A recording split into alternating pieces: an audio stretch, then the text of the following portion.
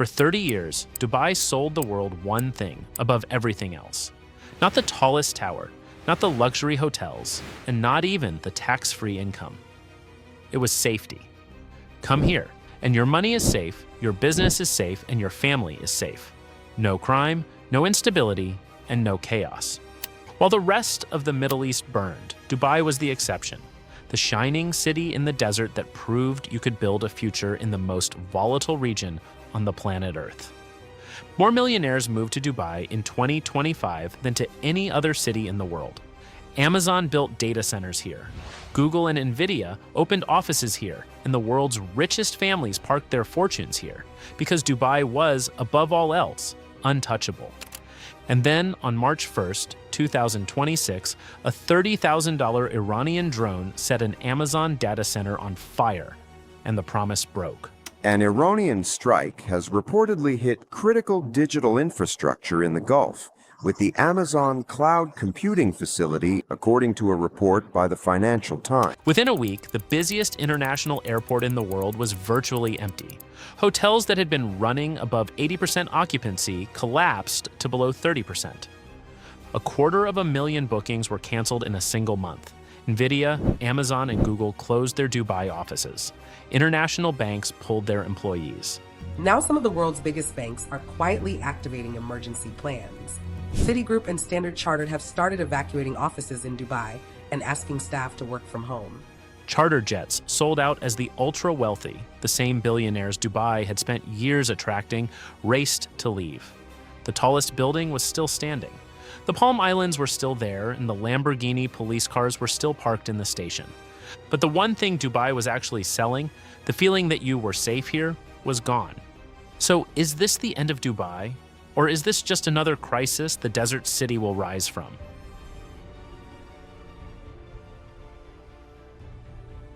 To understand what's at stake, you first have to understand what Dubai actually built. Because what happened over the last 30 years in this city is one of the most extraordinary economic transformations in modern history. In the 1970s, Dubai was a small trading port in the Persian Gulf. It had oil, but not much, far less than Abu Dhabi or Saudi Arabia. Its rulers knew the oil would run out. So they made a decision that would define everything that came after. They decided to build a city that didn't need oil. The man behind that vision was Sheikh Rashid bin Saeed Al Maktoum, and later his son, Sheikh Mohammed. Their plan was audacious. Transform Dubai from a regional trading post into a global hub for finance, tourism, logistics, and technology. Build the infrastructure first. The demand would follow. And so they built. The world's tallest building, the world's busiest international airport, the world's largest shopping mall, and islands shaped like palm trees, visible from space. A port complex at Jebel Ali that became one of the busiest in the world, and free economic zones with no income tax, no capital gains tax, and no inheritance tax. By 2025, Dubai had effectively industrialized wealth attraction as a national strategy. Golden visa programs pulled millionaires from Europe, India, and China. The Dubai International Finance Center managed over $1.2 trillion in family office assets. Nearly 10,000 millionaires moved to Dubai in 2025 alone, bringing $63 billion in wealth.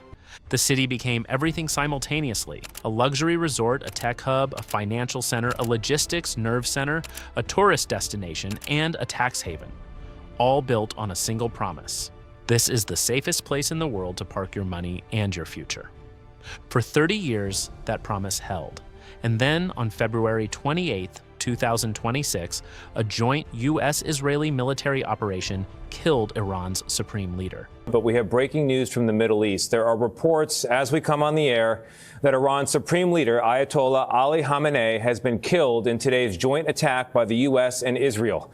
And Iran turned its missiles on the cities that hosted America's allies. The first strike came before dawn on March 1st. Iran launched waves of Shahed 136 drones and ballistic missiles at targets across 6 countries: the UAE, Bahrain, Saudi Arabia, Kuwait, Jordan, and Israel. But no country outside Israel was hit harder than the Emirates. 2,000 drones and 400 ballistic missiles, fired at a country of 10 million people whose tallest building is a tourist attraction. The UAE's air defenses intercepted over 90%. But 90% wasn't enough. 35 drones and 5 missiles got through. And in a city built entirely on the perception of safety, even a few impacts changed everything. Dubai International Airport Terminal 3 was hit and 5 staff were injured. The airport, which processes 90 million passengers a year, was evacuated and effectively shut down for weeks. Jebel Ali Port caught fire from intercepted drone debris. The Burj Al Arab, the most photographed hotel on the planet, had its facade struck. 2 Amazon Web Services data centers were hit by drones, catching fire and going offline. Amazon could be facing outages because of airstrikes happening across the Middle East. Amazon said Monday its cloud computing facilities in the Middle East face power and connectivity issues after what it called unidentified objects struck its data center in the United Arab Emirates. For the first time in history, a country had deliberately targeted commercial cloud infrastructure during wartime. Amazon urged all customers with Middle East workloads to migrate to other regions immediately. Iran then issued a statement that sent shockwaves through Silicon Valley. It announced that data centers belonging to Microsoft, Google, Apple, Meta, Oracle, and NVIDIA were all considered legitimate military targets. Within days, NVIDIA closed its Dubai offices. Amazon pulled employees, and Google scrambled to relocate staff. Banks operating out of the Dubai International Financial Center, which itself was struck twice, ordered employees to work from home, then ordered them out of the country entirely. Residents in Dubai and Abu Dhabi reported hearing explosions at all hours of the day and night from interceptions overhead. Missile alarms rang on phones. 21 people were arrested in Dubai for filming the strikes, charged under cybercrime laws for spreading panic. 6 people were killed, over 131 were injured. Most of the casualties were migrant workers, the invisible labor force that built the city in the first place. But the missiles weren't the real threat to Dubai. The real threat was what happened next, the moment the world decided, collectively and simultaneously, that Dubai was no longer safe. The first people to leave were the ones who could afford to leave fastest. Charter jets out of Dubai sold out within hours of the first strikes. Private aviation companies reported back-to-back bookings to London, Geneva, and Singapore. Dubai is home to 237 centimillionaires and more than 20 billionaires, people who had moved their families, their businesses, and their fortunes to the emirate because it was the safest place on earth. Now, they were racing to get out. When the stock exchanges reopened after their unprecedented suspension, they crashed immediately. The message from the markets was simple. Even the money that hadn't left yet wanted out. But the ultra-wealthy were just the beginning. Behind them, the rest of the economy unraveled. More than 30,000 flights were canceled across the region. More than 1 million passengers have been affected by flight cancellations since the United States and Israel launched strikes on Iran over the weekend. I was stranded outside of the country. All flights had been canceled. UAE airspace closed. Travel advisories went up across every Western government. Hotels that had been turning guests away in January collapsed to below 30% occupancy by March. Some dropped to single digits. Properties that had been fully booked weeks earlier began closing for renovation, a polite way of saying they couldn't afford to keep the lights on with no guests. 250,000 short-term rental bookings were canceled in March alone.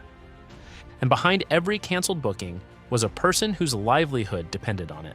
The taxi driver who used to wait 3 minutes between fares and now waits 2 hours. The tour guide who had bookings through September and now has none.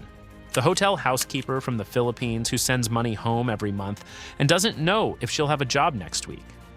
Dubai's economy is a service economy. When the flow of people stops, everything stops. And the people who get hurt first are the ones who can least afford it.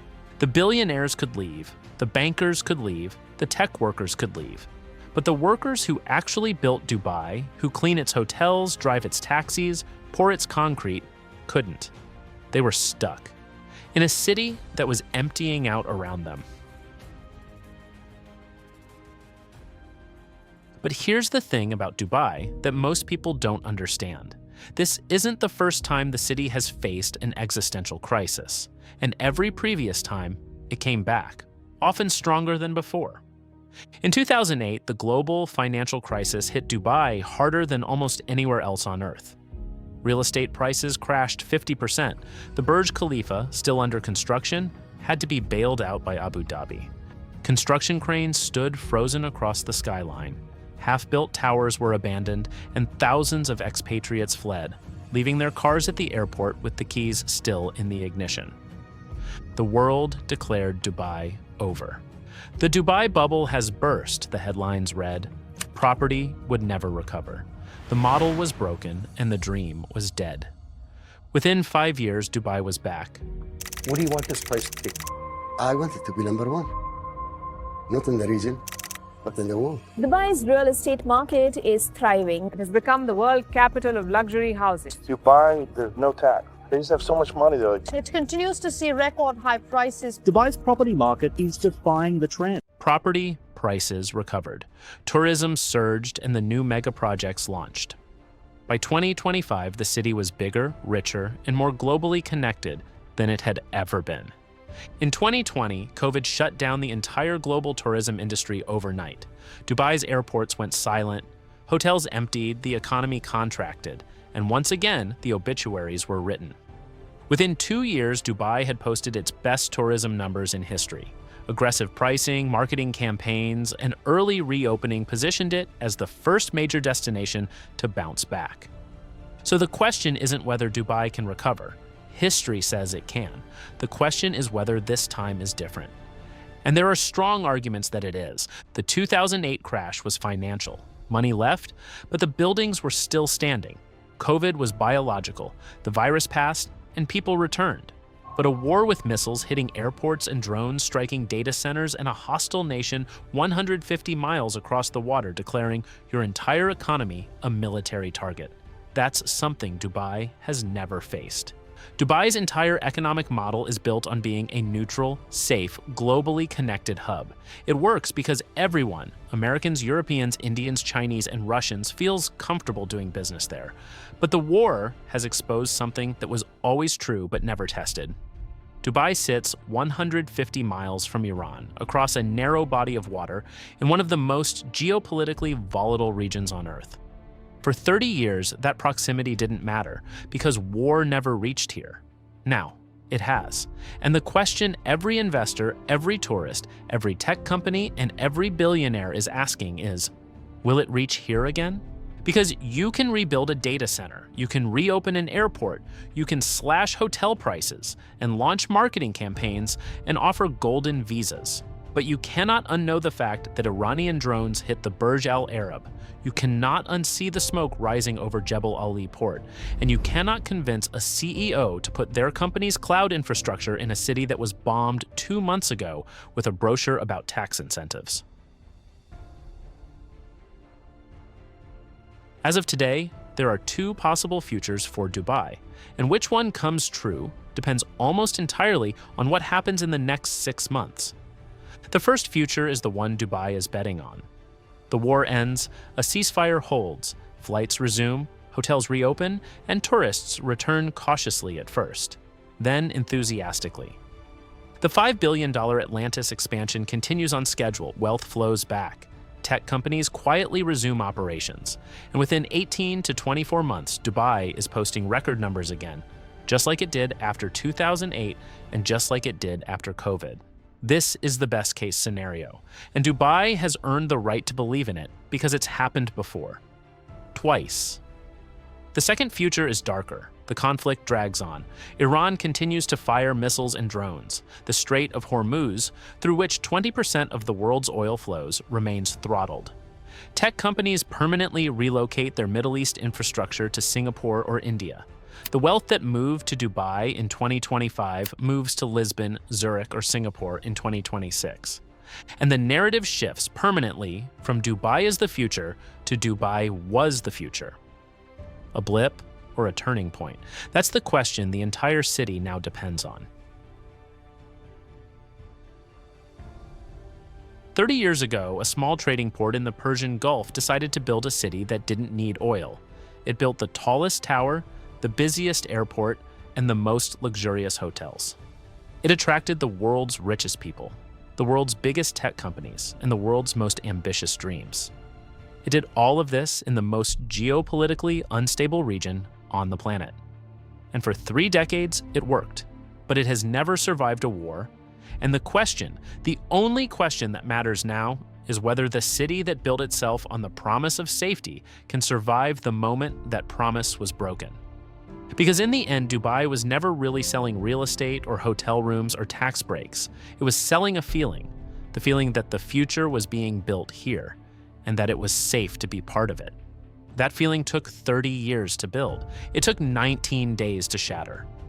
Whether Dubai can rebuild it again is the most expensive open question in the world right now.